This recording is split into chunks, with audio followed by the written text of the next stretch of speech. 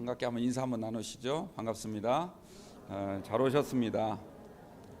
은혜 받으시기 바랍니다. 금년 한 해의 마무리 잘 합시다.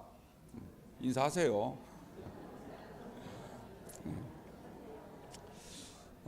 다사다난했던 한 해가 점점 저물어가고 있습니다. 우리가 내년 한 해 개인적으로나 국가적으로나 정말 행복한 한 해가 되었으면 합니다. 꼭 그런 한 해가 되시길 바랍니다. 우리나라 우리 사회가 해결해야 할 난제들이 참 많은데요.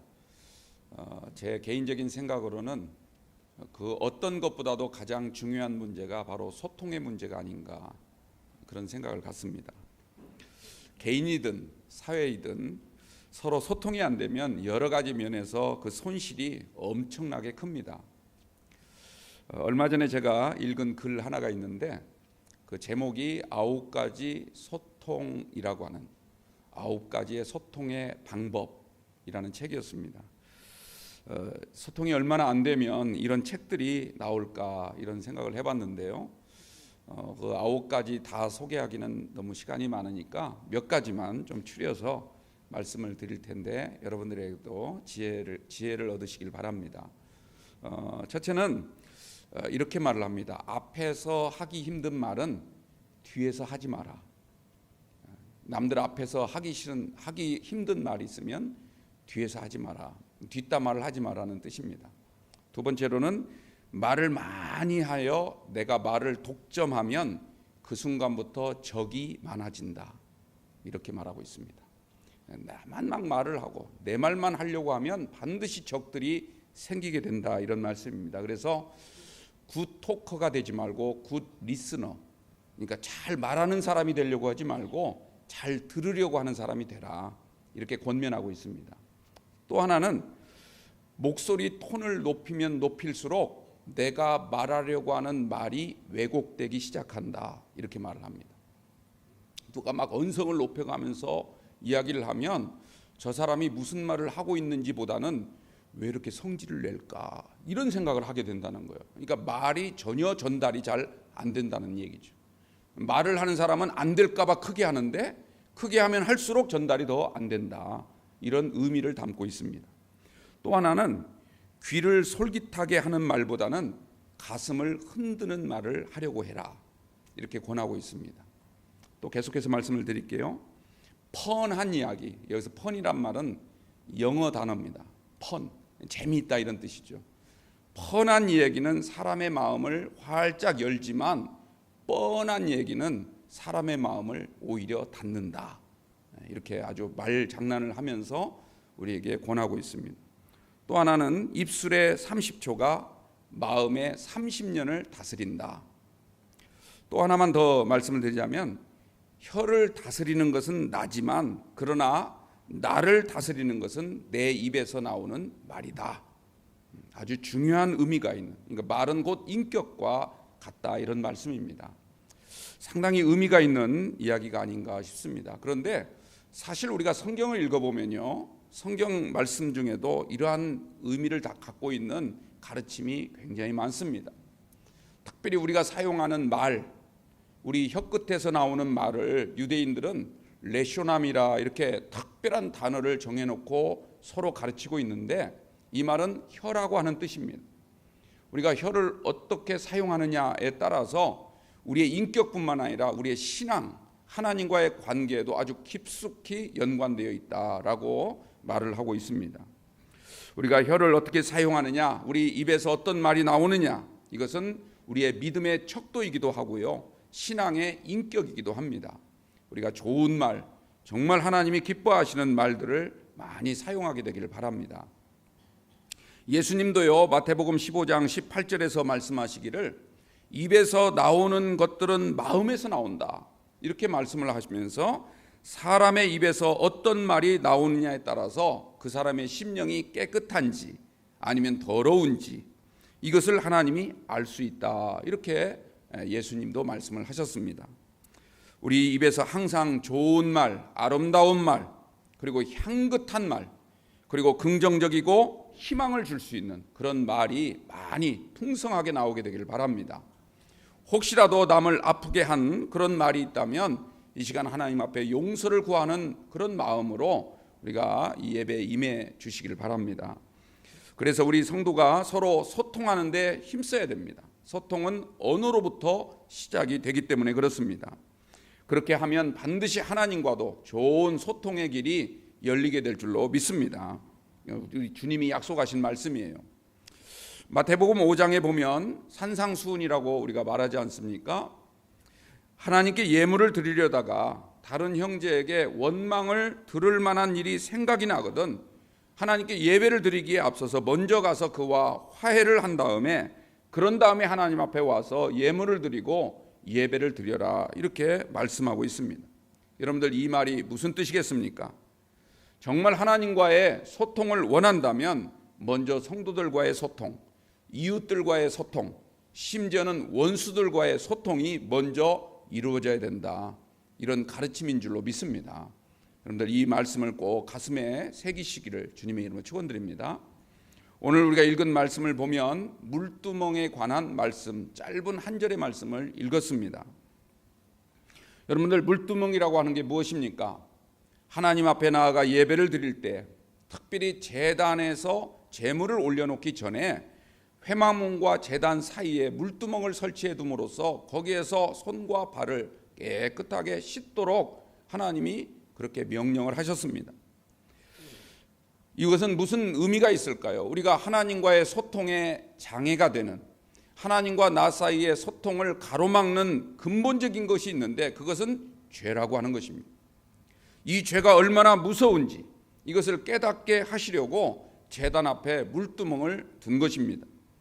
예배를 드리는 자는 물두멍에 담긴 물로 손발을 깨끗하게 씻어야 그래야만 죽음을 면할 수가 있고 우리가 하나님께 드린 제물이 하나님께 연락됨으로 말미암아 하나님과 우리 사이에 막혔던 길이 비로소 뚫리게 되는 소통의 은혜가 임하게 되는 줄로 믿습니다. 예배를 드리는 자는 물두멍에 담긴 물로 깨끗하게 손발을 씻어야 되는 이유가 여기에 있는 것입니다. 그런데 하나님은 이 물두멍을 뭐로 만들라고 명령하셨냐면 다시 말하자면 구리로 만들라 이렇게 명령을 하십니다. 우리가 보통 생각할 때는 그래도 성전에 있는 건데 금으로 만들어야지, 최소한 은으로는 만들어야지 이렇게 생각하기 쉬운데 하나님은 놋으로 만들라 명령을 하신 겁니다. 왜냐하면 이 구리가 갖고 있는 특성이 마치 우리의 죄의 특성과 아주 닮았기 때문에 그렇습니다. 구리는 녹슬면 금방 색깔이 변하고 다른 것까지 다 부식시킵니다. 급속하게 변질을 시키면서 영향을 끼치는 그런 역할을 하는 것이죠. 결국 모든 것을 쓸 수 없을 만큼 망치게 되는 그런 특성을 갖고 있습니다. 이것이 바로 죄의 특성과 닮았다는 것이죠. 죄도 마찬가지입니다. 사람을 빠르게 변질시키고 자신의 변질이 자신에게만 끝나는 것이 아니라 다른 사람에게까지 나쁜 영향을 끼치게 함으로 말미암아 모두를 망하게 만드는 그게 바로 죄의 특성인 것입니다. 또한 여러분들 왜 하나님이 놋으로 만들라고 했을까? 이 놋, 구리라고 하는 것은 성경에서는요 뱀을 상징하고 있습니다. 뱀 또한 수차례 허물을 벗으면서 껍질을 바꿔치기 하죠. 그리고 다른 사람을 한번 물면 치명적인 독을 품음으로 말미암아 죽음에 이르게 하는 그게 바로 뱀입니다. 구리라고 하는 단어를 히브리어로요 느후수단이라 이렇게 읽는데요, 뱀이라고 하는 말이 느하시라고 있기 때문에 이 뿌리말이 서로 같습니다. 여러분들 우리가 잘 아시는 대로 민수기 21장 말씀을 보면 이스라엘 백성들이 하나님을 막 원망하다가 불뱀을 하나님이 보내셔가지고 불뱀에 물려 죽는 이야기가 나오고 있습니다. 불뱀이란 말은 뱀이 불처럼 생겼다는 뜻이 아니고 마치 불처럼 그런 맹독을 가지고 있다 이런 말씀입니다. 그래서 한번 물리게 되면 마치 온몸이 열이 확산되어 가지고 결국은 금방 죽고 마는 이런 결과를 가져오는 것이죠. 모세가 하나님 앞에 간절히 기도했더니 하나님께서 놋뱀을 만들라고 명령을 하셨습니다. 다시 말하자면 놋으로 된 뱀 형상의 물건을 만들어서 장대에 높이 달라는 뜻이었습니다. 여러분들 놋뱀이라고 하는 게 바로 아까 말씀드린 것처럼 느후수단이라고 합니다. 하나님께 진노를 불러오는 것은 바로 너희의 죄 때문이라고 하는 것입니다. 너희의 죄의 속성을 너희들이 직접 바라보고 우리가 어떤 죄를 저질렀는가 이것을 너희들이 깨달으라 라는 하나님의 뜻인 줄 믿습니다. 이스라엘 백성들이 자신들의 죄의 속성을 바라보고 회개했을 때 비로소 치료를 받게 되었고 목숨을 건지게 되었던 것입니다. 그런데요, 세월이 흘러서 이스라엘 백성들이 나중에 보면 이 놋뱀을 바라보는 마음, 왜 하나님이 놋뱀을 바라보라고 하셨는지 그 의미는 깨닫지 못하고, 다시 말하자면 자신의 내면에 숨겨져 있는 죄를 바라보려고 하지 아니하고 오히려 모세에게 만들도록 한 장대에 높이 달았던 놋뱀을 마치 우상처럼 섬기는 이런 어처구니 없는 일들이 벌어지게 됩니다. 자기의 죄를 바라보지 아니하고 단지 자신의 몸에 걸려있는 병만을 고침받으려고 했던 이런 기복주의적인 신앙이 그들 가운데 생기게 된 겁니다. 병든 자 치료하고 문제를 해결하기 위한 수단으로 전락되었다라고 하는 말씀입니다. 열왕기하 18장 4절 말씀 보면요, 히스기야 왕이 모든 우상들을 다 없애면서 이스라엘 백성들이 우상처럼 섬기고 있던 이 놋뱀을 다 부숴버렸다라는 말씀이 나오는데 그 놋뱀 이름을 느후수단이라 불렀다고 말하고 있습니다. 이게 무엇입니까? 아까 말씀드린 것처럼 자신의 죄를 바라보지 아니하고 오직 내 목적만을 이루려고 하는, 내가 정말 내 안에 있는 내면의 죄를 회개하려고 하지는 아니하고 오직 내 병을 고쳐주시고 나만 잘되게 해달라고 하는 그릇된 신앙을 하나님이 히스기야를 통하여 온전히 부숴버리라 명령을 하신 것입니다. 여러분들, 가장 무서운 죄는 무엇이냐면 우리가 잘못 행하는 것도 죄이지만 잘못 믿는 것이 더 큰 죄임을 꼭 기억하시기 바랍니다.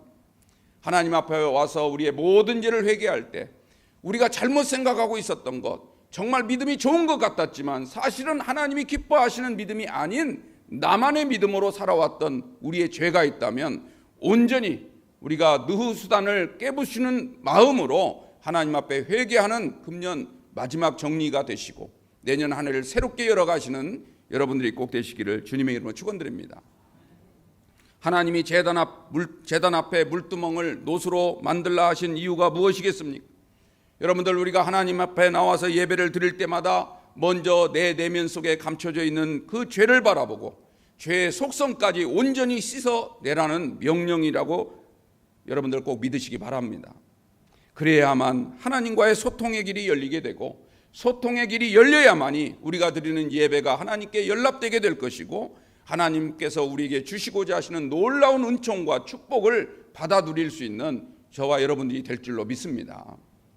그런데요, 오늘 말씀 8절을 보면 이 물두멍을 만들 때 뭐라고 말씀을 하시냐면 회막문에서 수종드는 여인들의 거울로 만들라, 이렇게 말씀을 하십니다. 회막문에서 수종드는 여인들이 가지고 있던 구리거울, 이걸로 만들라는 것이죠. 여러분들, 구리거울이 뭡니까? 당시 여인네들이 얼굴을 다듬고 치장할 때 쓰는 가장 소중한 겁니다.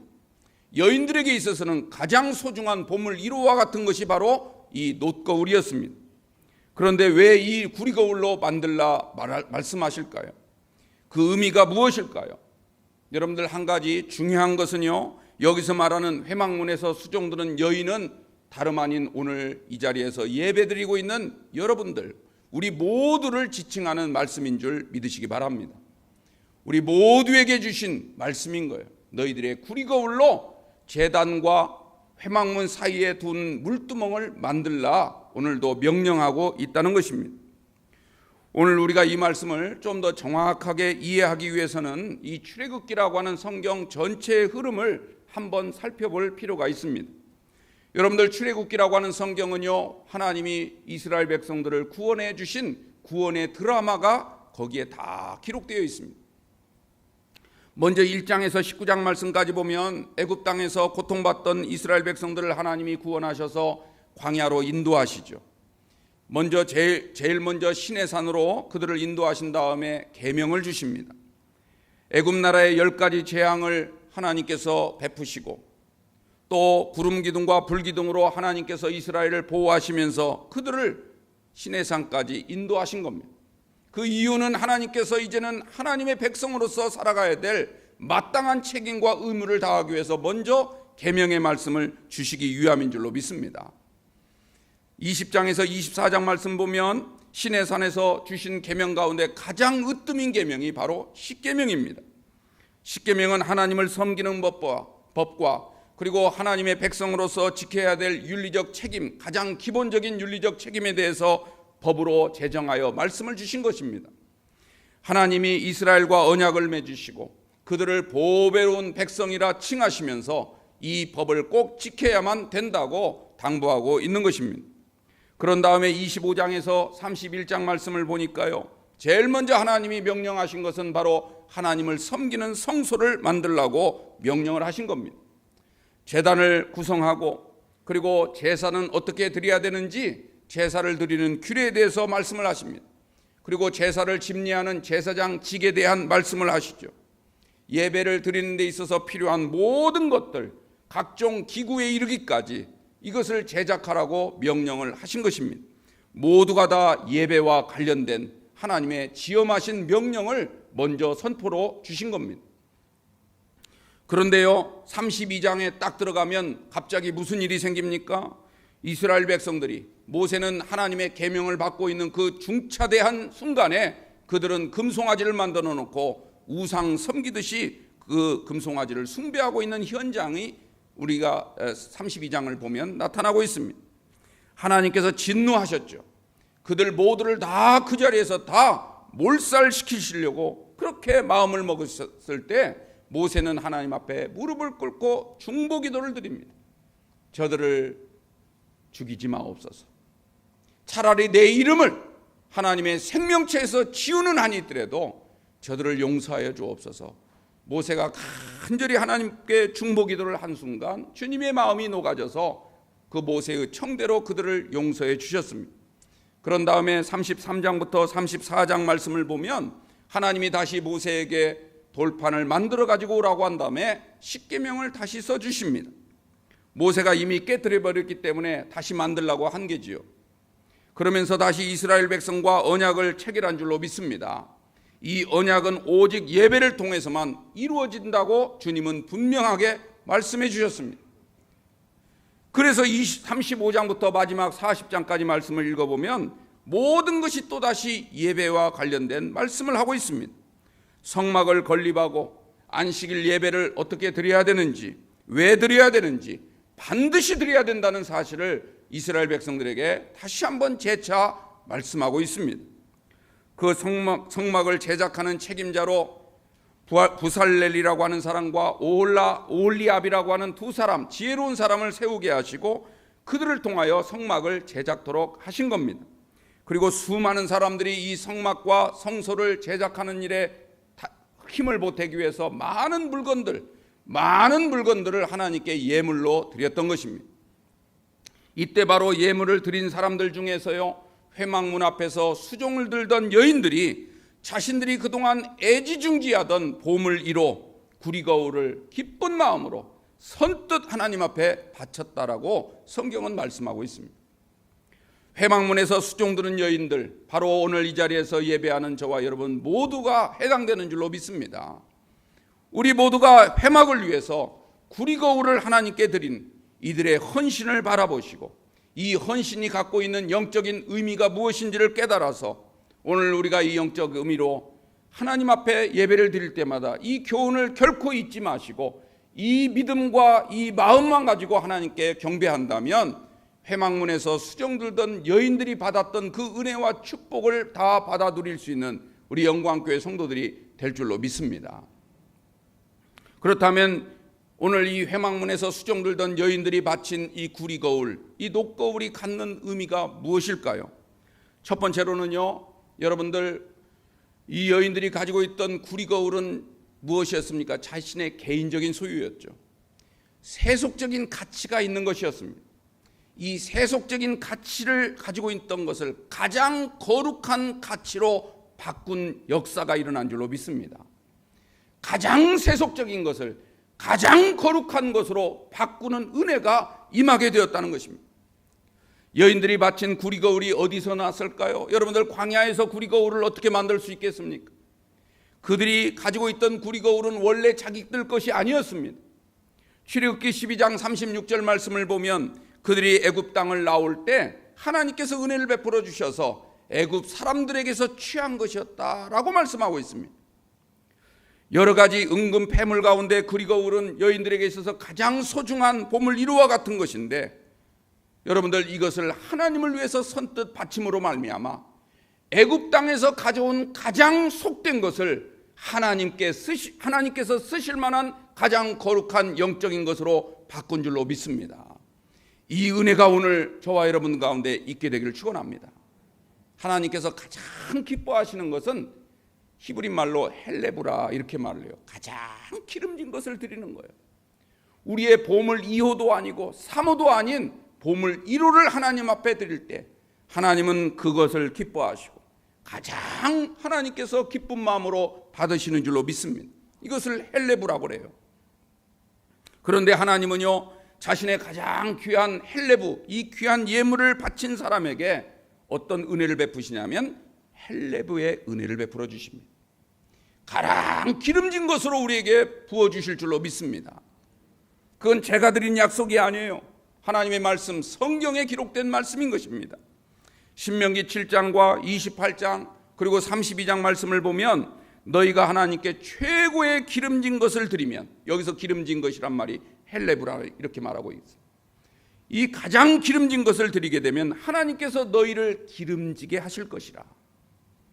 또 출애굽기 28장 41절 40장 13절 말씀 내도 보니까 내가 그들의 머리에 기름을 부어서 이 땅에서도 기름지게 할 뿐만 아니라 하늘의 신령한 기름진 것을 베풀어 주셔서 그들이 거룩하게 될 것이라 하나님은 약속하고 계십니다. 또 하박국서 3장 13절과 요한일서 2장 27절 말씀에 보면 기름 부음 받은 메시아 예수 그리스도의 긍휼하심을 입고 구원함을 입게 될 것이고, 그들은 늘 주님 안에서 살아갈 수 있는 가장 거룩하고 기름진 성도가 될 것이라고 하는 언약을 우리에게 주시고 있는 것입니다. 여러분들, 이 약속, 이 언약, 이 축복을 받아들일 수 있는 우리 성도님들 꼭 되시기 바랍니다. 지금 나의 보물 이루는 무엇일까? 내가 가장 애지중지하며 생각하고 있는 것은 무엇일까? 여러분들 한번 생각해 보십시오. 하나님께 드리면 하나님께서 우리를 기름지게 하시고 풍성한 은혜를 베풀어 주실 줄로 믿습니다. 다윗이 하나님께 고백했던 것처럼 주께서 내 머리에 기름을 부으셨으니 내 잔이 넘칩니다. 우리의 가장 귀한 것을 하나님께 드리는 순간 하나님은 우리를 가장 귀한 존재로 여겨주시고 가장 복된 이름으로 새겨주실 줄로 믿습니다.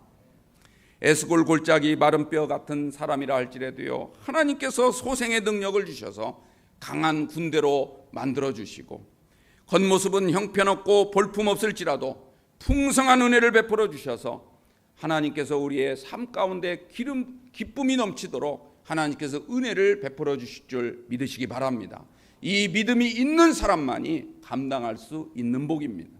이 은혜를 다 받아 누리시는 여러분들 꼭 되시기 바랍니다. 또 하나, 두 번째로요, 이 여인들이 자신의 외모를 꾸미는 이 구리거울을 드리게 됐는데, 자신의 외모를 바라보는 이 구리거울을 하나님께 드림으로 말미암아 내면을 바라볼 수 있는, 내면까지 아름답게 꾸밀 수 있는 은혜가 임하게 된 줄로 믿습니다. 아까 말씀드린 것처럼 거울은 얼굴을 바라보는 데 쓰는 물건 아닙니까? 그런데 물두멍은 뭡니까? 자신의 내면에 있는 죄를 바라보고 그걸 씻어내도록 은혜를 주신 것이 바로 물두멍입니다. 거울은 얼굴에 묻은 오물이나 얼룩을 지우고 얼굴을 아름답게 치장하기 위해 바라보는 것이죠. 그러나 여러분들, 물두멍은 우리 내면에 있는 죄와 허물을 바라보게 하시고 그걸 지울 수 있는 은혜를 허락해 주신 줄로 믿습니다. 그래서 우리의 심령을 아름답게 치장하는 데 목적이 있는 것입니다. 거울은요, 외적인 정결을 위해 필요한 것이지만 물두멍은 매일매일 그 물두멍을 닦을 때마다, 그리고 그 물두멍에 담긴 물의 수면 위에 비친 자신의 모습을 볼 때마다 그 얼굴을 바라보면서 이제는 내면의 정결까지 가꾸는 일에 힘쓰는 성도가 되는 것입니다. 다시 말하자면 외적인 정결만이 아니라 이제는 내적인 정결, 내면의 정결까지 이루게 하심으로 말미암아 하나님과 교제할 수 있는 길을 열리게 하는 놀라운 은혜가 바로 물두멍의 은혜인 것입니다. 여러분들, 여인들은 아침마다 일어나서 이 물두멍을 계속 닦았습니다. 마치 옛날 구리거울을 바라보면서 자기 얼굴을 아침마다 일어날 때마다 단장하는 것처럼 매일매일 구리로 만든 이 물두멍을 닦으면서 자신 내면 속에 혹시 남아있을 죄를 닦는 이런 은혜를 받았던 것입니다. 여러분들, 우리 그리스도인들은 하나님 앞에 나올 때마다 외적인 정결은 물론이거니와 내면까지 깨끗해지도록 하는 데 힘쓰는 성도가 되어야 될 줄로 믿습니다. 물두멍에 비친 자신의 모습 속에 죄악이 깃들어 있지 않도록 우리는 정결한 삶을 살아야 되는 것입니다. 교회 안에서는 물론이거니와 우리가 살아가는 모든 삶의 현장, 일상의 삶 속에서 매일매일 물두멍을 닦듯이 우리의 내면을 닦는 귀한 은혜가 있기를 주님의 이름으로 축원합니다. 여러분들의 외적인 모습은 물론 여러분 심령과 영혼까지 정결해짐으로 말미암아 하나님께서 우리에게 부어주시는 하늘의 신령한 복을 우리 안에 담을 만한 깨끗함이 유지될 수 있도록 여러분들 그 은혜를 받으시기를 바랍니다. 그 은혜가 있어야 되는 거예요. 또 하나, 여러분들, 여인들이 구리거울을 드린 것처럼 우리가 만약에 우리 보물 이루가 되는 가장 귀한 것을 하나님께 드리면 제가 단언하건대 그런 사람은 교회를 더 사랑하게 되고 그런 분들은 더 교회를 아끼게 되고 더 예수님을 바라보는 은혜가, 영적인 은혜가 임하는 줄로 믿습니다. 우리의 물질, 육신적인 것을 드렸는데 그런데 하나님께서는 영혼까지 보살펴 주시고 우리를 진정 교회를 위하는 헌신자로 세워주신다, 이런 말씀입니다. 하나님께서 우리를 인정해 주시고 우리를 참되고 보배로운 백성으로 여겨주시고 우리의 가는 걸음걸음을 아름답게 인도해 주실 줄로 믿습니다. 다시 한번 단언컨대 여러분들 누구나 교회에 헌신한 만큼, 내가 하나님을 위해 헌신한 만큼 교회에 관심을 가집니다. 내가 하나님께 헌신한 만큼 하나님을 뜨겁게 사랑하도록 되어 있습니다. 내가 헌신한 헌신의 온도와 주님을 사랑하는 사랑의 온도는 정비례 합니다. 내가 하나님 앞에 드린 만큼 은혜를 받게 되어 있고 내가 하나님께 바친 만큼 내 신앙이 자라게끔 되어 있고 내가 하나님께 충성한 만큼 하나님으로부터 사랑받고 복을 받도록 되어 있는 것입니다. 여러분들, 어떤 분들은 자꾸 저래서 헌금 많이 하라는 얘기구나 이렇게만 자꾸 생각을 하시는 분들이 있어요. 많이 드리는 게 복되니까 많이 들으라는 얘기로 그렇게만 생각하시면 그건 잘못된 거예요. 여러분들, 분명 헌금을 강요해서는 안 됩니다. 저는 헌금을 강요하는 사람이 아니에요. 헌금을 강요해서는 잘못된 일이죠. 강요하는 것은 잘못된 거지만 여러분들 성경에 보면요, 하나님은 엄청나리만큼 헌금을 요구하고 있습니다. 성경에 보세요. 왜 그럴까요? 헌금을 드려야 우리의 신앙이 자라기 때문에 그래요. 하나님은 돈이 목적이 아니에요. 우리의 신앙이 목적인 거예요. 여러분들, 헌금을 드려야 교회를 사랑하게끔 돼 있어요. 헌금을 드려야 마음이 열려지게 돼 있어요. 하나님의 말씀을 스펀지가 물을 흡수하듯이 하나님의 말씀을 받아들이는 그 길이 열리게끔 돼 있어요. 헌금을 드려야 하나님과의 소통의 길이 열리게 돼 있어요. 그러니까 하나님이 계속 물질을 강요하시는 거예요. 마태복음 6장 21절 보면 주님이 뭐라고 말씀하십니까? 네 보물이 있는 그곳에 네 마음도 있다. 바울은 갈라디아서 6장 7절에서 말하기를 스스로 속이지 말라. 하나님은 업신여김을 받지 아니하시나니 사람이 무엇으로 심든지 그대로 거두리라. 심지 않고 거두려고 하는 사람처럼 잘못된 것은 없는 거예요. 여러분들 많이 심으시길 바랍니다. 어떤 분들이요, 제가 실제로 그런 이야기 들은 적이 있거든요. 교회 와니까 맨날 헌금 얘기만 하고 그래서 저 교회 다니기가 싫고 나 시험 들었어요.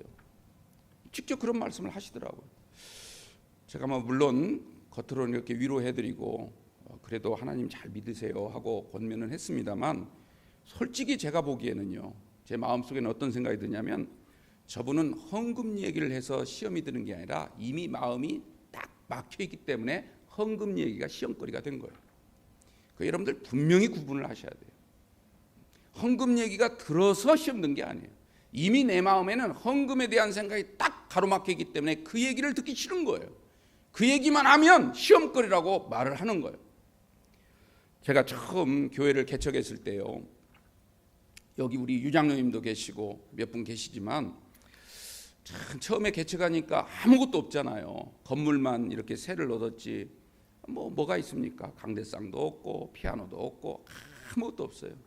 근데 성도님들이 정말 아낌없이, 어떤 분은 강대상도 하시고 어떤 분은 피아노도 하시고 어떤 분은 성도들이 앉는 의자도 이렇게 헌신하시고 참 너무 감사했습니다. 그런데요, 그분들이 나중에 하는 말을 간혹가다 들어보면 뭐라고 말씀하냐면, 이를테면 강대상을 하신 분은 설교를 들을 때마다 은혜가 된다는 거예요. 아유, 내가 헌물한 저 강대상의 목사님이 있어서 그 말씀을 외치는 그 말씀이 너무너무 감동이 된다는 거예요. 그러니까 설교가 좀 틀려도 그거 따지지 않아요. 내가 헌물한, 내가 헌신한 강대상에서 이 설교하는 게 중요한 거죠. 어떤 분은 막 피아노 하신 분들은요, 이 반주자가 피아노를 연주할 때마다 막 천사의 찬송을 듣는 것 같다는 거예요.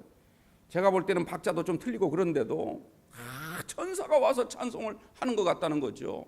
의자를 하신 분은요, 교회에 와서 내가 이 의자에 앉아서 기도만 하면 내 기도가 하나님께 연락되는 것 같은 막 그런 믿음이 생긴다는 거예요. 내가 헌금하고 바친 만큼 은혜가 되는 겁니다. 전에 제가 신도림제일교회 사역할 때요, 새벽마다 이렇게 가보면 이제 담임 목사님이 설교를 이제 새벽 기도를 인도하실 때가 물론 있지만 이제 제가 할 때도 참 많았어요. 제가 이제 설교를 하려고 앞에 이제 담임 목사님이 안 나오니까 쭉 나가 보면 좋은 겨울날인데 방석에 이렇게 앉아 보면 방석이 약간 온기가 있어요. 약간 따뜻해요. 그러니까 이 추운 겨울날 불도 거기는 안 들어오는데, 불도 안 들어와요, 그 부분은. 근데 다른 때는 그냥 냉랭한 이 냉기가 돌 텐데 계속 온기가 있는 거예요. 이상하다, 처음에는 그렇게 생각을 했습니다. 근데 나중에 알고 보니까요, 한 권사님이 일찍 오셔요. 한 2시 반에 오신대요. 2시 반에. 진짜 참 너무 일찍 오셔요. 집이 멀은 것도 아니고 바로 옆인데 2시 반에 오셔요. 그래가지고 기도를 할 때 그 방석을 꼭 가슴에 껴안고 기도를 하다가 이제 목사님 나올 때쯤 10분 전쯤 되면 그때서야 이제 강대상에 갖다 놓는 거예요. 그 방석이 떨어지면 다시 새 걸로 사다가 또 갖다 놓고, 이런 분이었다는 거예요. 이런 분이 계셨어요. 너무너무 내가 그 얘기를 듣고 정말 은혜가 됐습니다. 제가 은혜가 됐어요. 야, 새벽 기도 나오시는 분이 이런 분이 있구나. 제가 너무너무 은혜가 돼가지고 제가 드릴 것은 없고, 드릴 건 뭐 아멘입니까? 드릴 거 없다는데. 드릴 건 없고요. 제가 어떤 생각을 했냐면, 제가 그래도 정말 이 기쁜 마음, 이 감사의 마음을 작은 시 한 편에 써서 드렸으면 좋겠다, 이렇게 생각을 해서 제가 시를 잘 쓰는 건 아니지만 제가 시 한 수를 써서 그 권사님께 드렸습니다. 너무너무 기뻐하시더라고요. 그 시 제목이 새벽 방석이라는 시였습니다. 새벽 방석. 여러분들, 사람에게 이렇게 은혜를 받아도 고맙고 감사한데, 여러분들 우리가 하나님께 은혜를 받으면 얼마나 기쁘고 감사하겠습니까? 이 체험이 있게 되기를 바랍니다. 이럴 때 아멘을 크게 하시는 거예요. 이럴 때 여러분들 하나님께 드린 구리거울이 있으십니까? 내가 가지고 있는 최고의 보물이로 구리거울을 드릴 수 있는 믿음이 있게 되기를 바랍니다. 정말 내가 주님을 사랑하고 정말 이 교회를 섬기는 마음으로 가장 귀한 것을 드리시기를 주님의 이름으로 축원합니다. 여러분의 세속적인 물건이 가장 귀한 영적인 물건으로 바뀌게 될 줄로 믿습니다. 그리고 외적인 삶뿐만 아니라 여러분의 내면이 더 아름답고 기름지게 될 줄로 믿습니다. 또한 여러분들 가장 중요한 것은 내가 드린 만큼 하나님의 은혜가 풍성해지기 시작하고 정말 내 심령이 기름지게 되는, 그래서 하나님께서 나를 인정하시고 정말 하나님이 쓰실 만한 참된 백성이고 보배로운 내 아들 딸들이라 하는 주님의 음성을 반드시 듣게 될 줄로 믿습니다. 그 은혜로 여러분들 금년 한 해 잘 마무리하시고 내년 한 해를 살아갈 때 내가 이 믿음으로 살아가겠습니다 결단하며 하나님 앞에 나아가서 내년 한 해를 승리하는 귀한 우리 영광교회 권속들 되시기를 주님의 이름으로 축복합니다. 기도하겠습니다. 하나님 아버지, 오늘도 저희들 불러주신 것 감사합니다. 죄로 인해 죽을 수밖에 없는 연약한 인생들이었는데 하나님께서 우리 주님의 보배로운 피로 우리의 모든 죄를 말갛게 씻어주시고 우리를 오늘 이곳에 세워주신 줄로 믿습니다. 우리가 물두멍의 은혜를 받아서 교회를 출입할 때마다, 특별히 하나님 앞에 나와서 예배를 드릴 때마다 우리의 겉모습만이 아닌 우리 내면 속에 있는 죄와 허물을 깨끗하게 씻어낼 수 있도록 도와주시고 정말 주님이 기뻐하실 만한 아름다운 마음으로 주님을 섬기게 하시고 우리가 가장 보배롭게 여기는 보물 1호를 하나님을 위하여 아낌없이 드릴 수 있는 그런 믿음으로까지 우리가 나아갈 수 있도록 도와주셔서 하나님으로부터 신령한 은혜와 이 땅에 기름진 목을 받을 뿐만 아니라 하나님의 거룩한 백성이요 보배로운 성도로 우리가 우리의 이름이 빛나고 복된 거룩한 은혜가 임하도록 도와주시옵소서. 우리 주 예수 그리스도의 이름으로 감사하며 기도하옵나이다. 아멘.